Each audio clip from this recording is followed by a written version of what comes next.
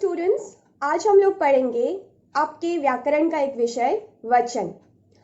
वचन हम लोग किसे कहते हैं? संज्ञा के जिस रूप से संख्या का बोध होता है उसे हम वचन कहते हैं।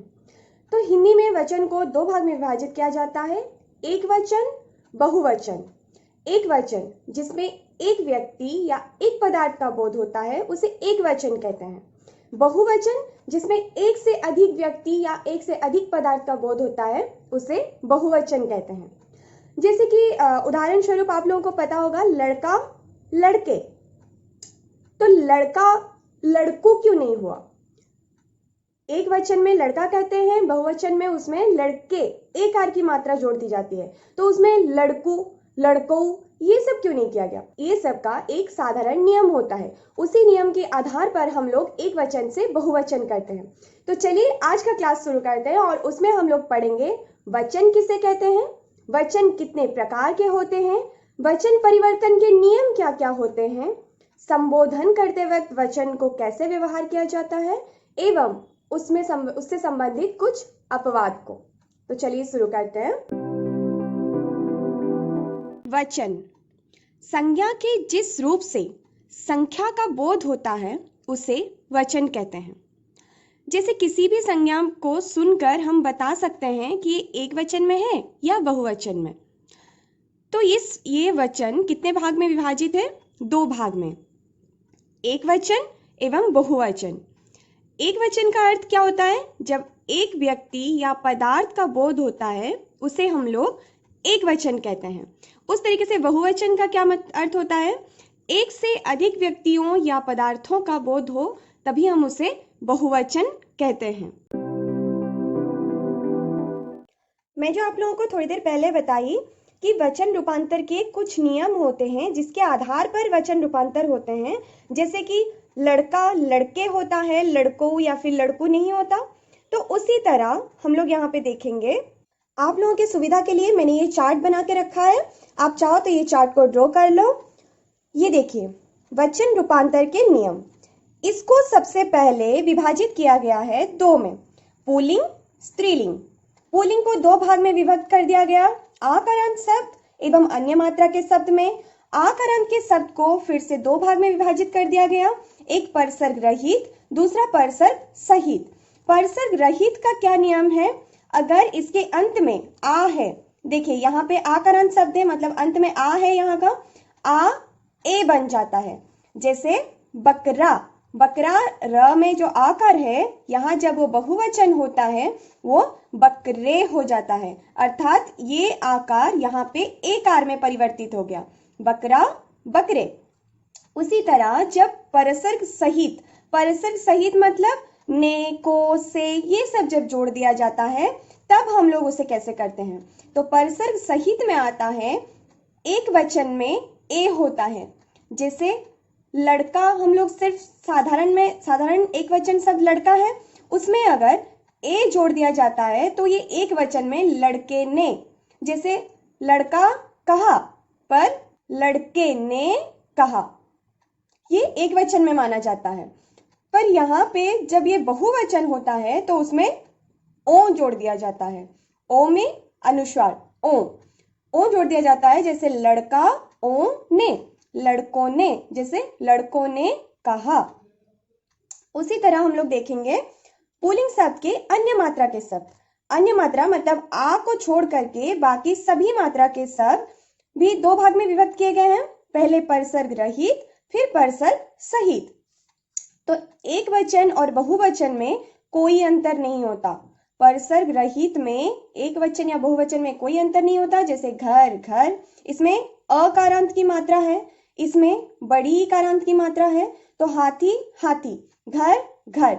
उसी तरह परसर्ग सहित जब आता है, जैसे कि देखिए छोटी एवं बड़ी की मात्रा यो हो जाता है। उदाहरण स्वरूप मुनि से, यहाँ पे परसर्ग आ गया से, मुनि, यहाँ अंत में क्या है? न में छोटी ई की मात्रा है, तो यहाँ पे हम लोग क्या देखे थे? छोटी ई यो हो जाता है। अन्य सभी मात्रा में ओ जुड़ दिया जाता है, ई एवं बड़ी ई को छोड़ करके। जैसे भालू, यहाँ पे बड़ा ऊ है, भालू को परसर्ग लग गया को, भालुओं को। इसमें एक ध्यान देने वाली बात है, जब भी हम लोग एक वचन से बहुवचन करते हैं, अगर उसके अंत में यो लगे, चाहे ओ लगे, चाहे ए लगे, कुछ भी लगे, तो जब दीर्घ मात्रा अंत में होता है वो ह्रस्व मात्रा हो जाता है। जैसे भालू, यहाँ पे दीर्घ मात्रा है, यहाँ पे जब उसका बहुवचन किया गया तो ह्रस्व मात्रा किया गया, भालू को, भालुओं को। तो ये हो गया हम लोगों के वचन रूपांतर के नियम में पुल्लिंग शब्द का आकारांत को करने का, बहुवचन करने का नियम, एवं अन्य मात्रा के शब्दों को बहुवचन करने का नियम। उसी तरह हम लोग आएंगे स्त्रीलिंग शब्द को कैसे रूपांतर किया जाए।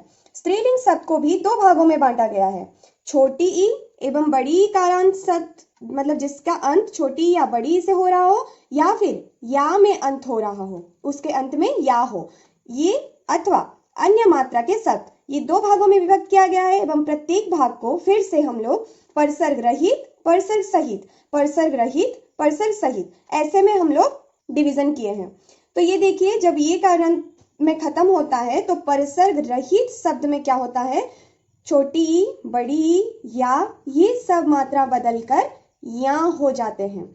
जैसे कि लड़की, बड़ी की मात्रा है, लड़कियां, या हो गया, ये बड़ी की मात्रा हटकर यहाँ पे या हो गया, और दीर्घ मात्रा ह्रस्व मात्रा हो जाता है, जैसे कि बड़ी ई, छोटी ई हो गया है।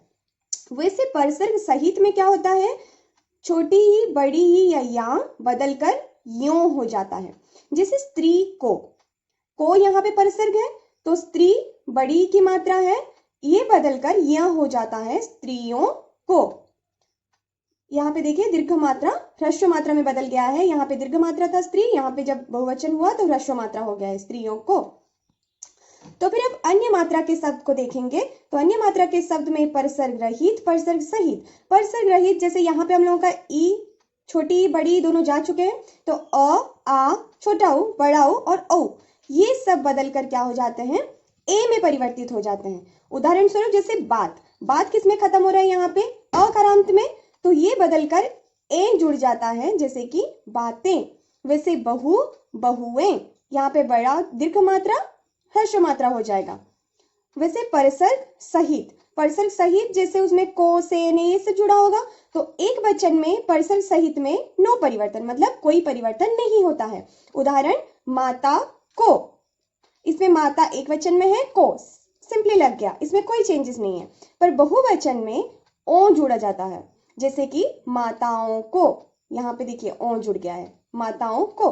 तो ये आपका संपूर्ण चार्ट है कि वचन रूपांतर के नियम कैसे होते हैं।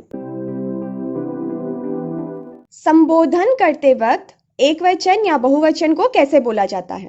तो संबोधन में दो भाग के कर दिए, यहाँ पे कर दी हूँ, एक वचन में कौन सा नियम होता है और बहुवचन में कौन सा नियम होता है। एक वचन में अगर आकारांत पुल्लिंग शब्द है तो उसमें अंत में जब बहुवचन होता है तो वो एकारांत हो जाता है। उदाहरण स्वरूप लड़का, लड़के, लड़का सुनो, नहीं ऐसे तो नहीं बोला जाता, जब बुलाया जाता है किसी को लड़के सुनो, तो अन्य सभी मात्रा के शब्द यथावत रहते हैं। छोटी बड़ी कारांत शब्द के अंत में यो जुड़ जाता है, जैसे लड़की, लड़कियों, यो नहीं यो, लड़की, लड़कियों।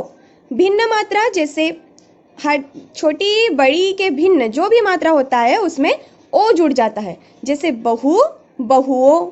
यहाँ पे बड़ा ओ का मात्रा है तो यहाँ पे ये छोटा ओ हो जाता है, ओ जुड़ जाता है। तो ये रहा आपका संबोधन के समय एक वचन एवं बहुवचन के नियम। अब हम लोग पढ़ेंगे कुछ अपवाद। अपवाद अर्थात सारे नियम के बावजूद कुछ ऐसी चीजें होती हैं जो कभी बदलती नहीं हैं।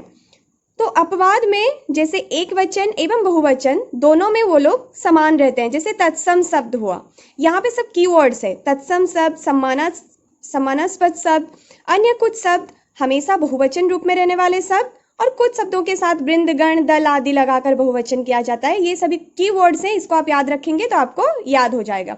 जैसे कि तत्सम शब्द राजा, पिता, महात्मा, योद्धा। वैसे सम्मानास्पद शब्द बाबा, चाचा, मामा, दादा, ये सब। अन्य कुछ शब्द जैसे कि अब्बा, खुदा, मुखिया, ये सब हमेशा बहुवचन रूप में रहने वाले सब, जैसे समाचार। समाचार को आप कभी एक वचन में सुने हैं? नहीं होता। समाचार, आंसू, लोग, ये हमेशा एक वचन एवं बहुवचन दोनों में समान ही रहते हैं।